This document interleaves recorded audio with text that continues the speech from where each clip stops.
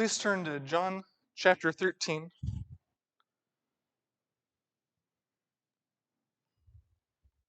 We'll begin reading here in verse 1 in just a second. Matthew, Mark, and Luke all record Jesus instituting the Lord's Supper during the Passover. But John records this instead. John chapter 13, verse 1.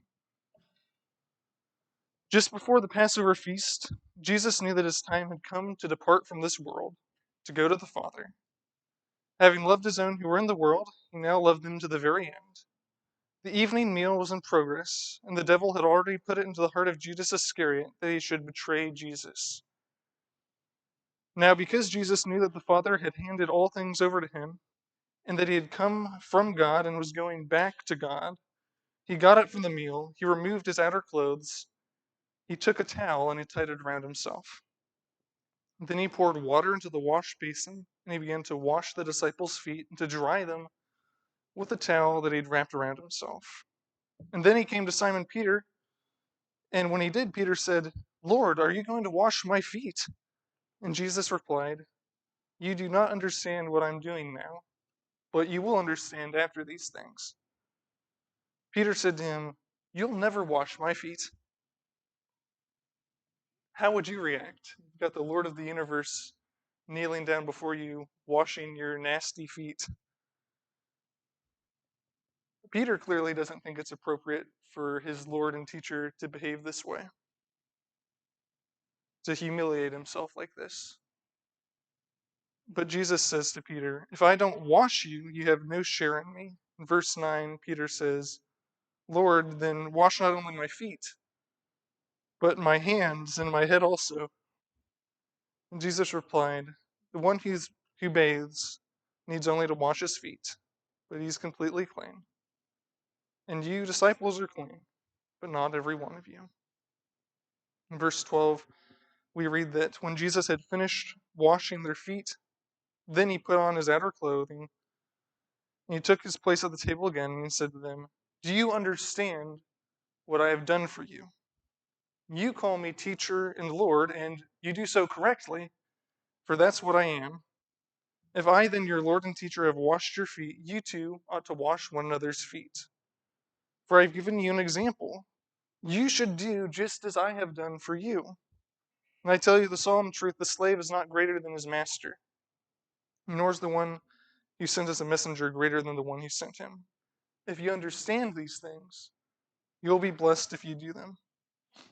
There's a song or poem in Philippians chapter 2 where Paul praises Jesus for using his power and love, or using his power not as a thing to be grasped, but to love people.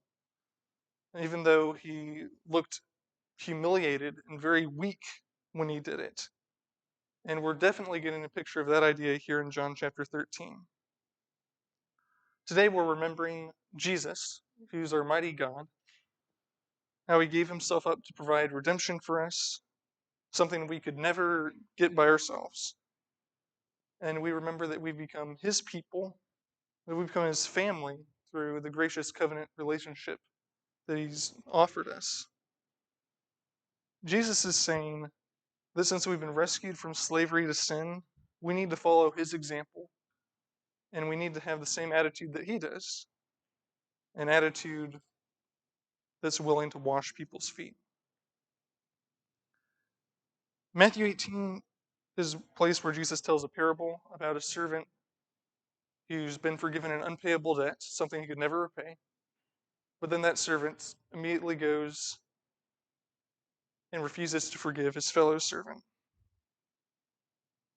He didn't go and do likewise. He did not have the right gratitude for Jesus.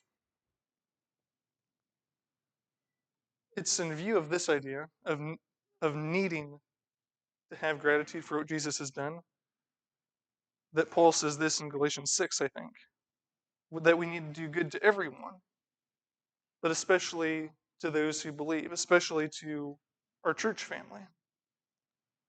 And we need to do that good because we are a family. God's our Father.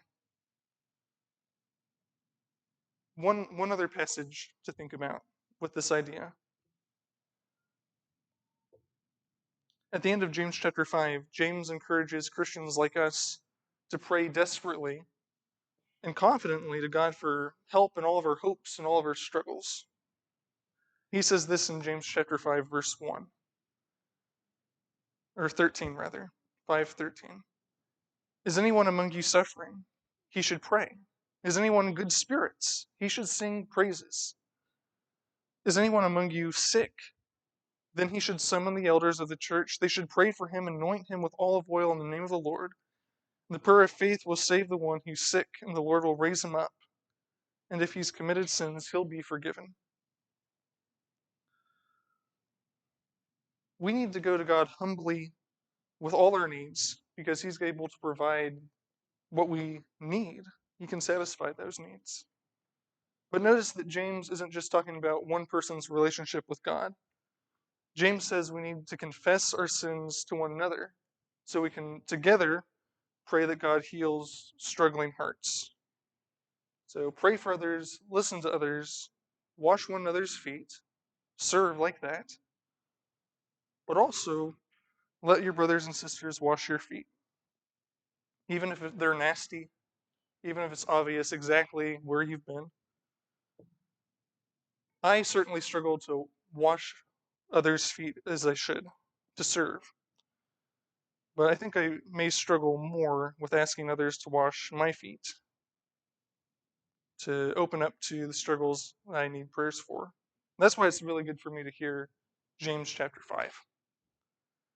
Acting like a family and trusting each other makes a huge difference. It's the difference between being a family and just being people we see once or twice a week. I'm I'm really weak when I'm just me by myself. But I'm not by myself. I'm not alone. God's for me, and he's also made me a part of his family. Since we've been unified as a rescued people, as a family, and we're commanded to rescue others and take up our crosses and die daily like our rescuer, we need to humbly wash each other's feet, and we need to trust one another. We need to be like Jesus and have the humility that he has. So let's remember who we are and the family that we're a part of through Jesus as we take this supper together.